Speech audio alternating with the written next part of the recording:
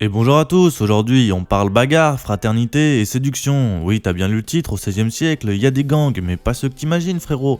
On est loin de Thomas Shelby ou de D'Angelo là. On va plutôt parler des jeunes paysans qui attendent que la nuit tombe pour aller tabasser leurs voisins, c'est parti. Ah, la bagarre. C'est une tradition qu'on n'a jamais perdue, que ce soit à la ville ou dans notre cas, à la campagne. A savoir qu'au XVIe siècle, on se massacre pas pour un pain de 3 fois filtré, mais plutôt pour les femmes du village. En gros, comme on choisit une conjointe aux alentours des 5-10 km autour de sa maison, parce qu'ils n'ont pas encore développé le RERB, tu vois, cette zone devient le territoire et les jeunes paysans forment des groupes pour défendre leurs intérêts. Comme dans tout gang qui se respecte, il y a des codes. Un jour t'as 12 ans et tu gardes les moutons en faisant des sparring parce que le gars du village d'à côté a mis un pied dans ton champ, et d'un coup t'as les grands du quartier qui viennent te proposer d'aller faire des jobs comme dans GTA.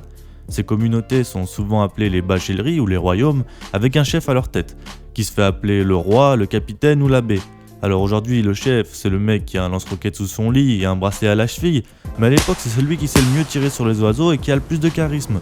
Il faut respecter le boss bien sûr. Par exemple, à Rackwingame en 1499, une tradition veut qu'on chasse et balance à la rivière les mecs qui font les fous avec le patron. Tu prends un front kick, t'es dans l'eau, l'histoire elle est réglée. Bien sûr, tout ça c'est des rites de passage, c'est pas Hunger Games le bordel. Alors des fois on teste les recrues en les envoyant jouer à la soule. Attention les jeunes! Alors si tu connais pas ce jeu c'est normal en fait, parce qu'aujourd'hui on évite les sports de débiles mentaux où il y a 3 morts par match, c'est logique. C'est un jeu ultra violent, imagine-toi du football américain, mais sans les équipements et opposant des mecs en chien qui ont besoin de se défouler.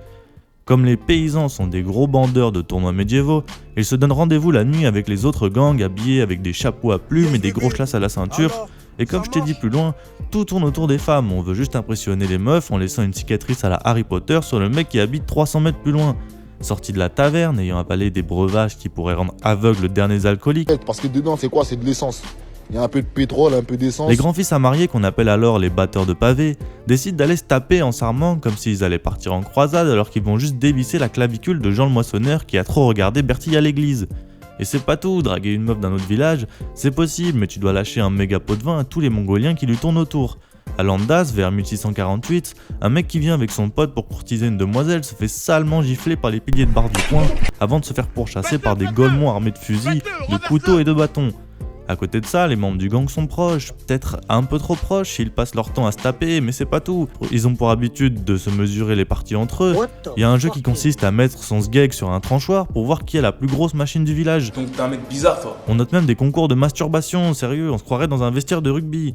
Un seul moyen de sortir du gang, se marier. Quand tu trouves une femme qui, avec un peu de chance, c'est pas ta cousine, les gens commencent à te considérer comme un adulte et t'arrêtes de faire l'imbécile pour pouvoir fonder une famille. Bien sûr, tout ce que j'ai raconté s'applique au groupe de jeunes, mais la violence, c'est un personnage à part entière à l'époque moderne, toujours présente dans la vie quotidienne, comme la mort qui est bien plus banale qu'aujourd'hui. Bon allez, la vidéo elle est trop longue, je vous laisse, bisous.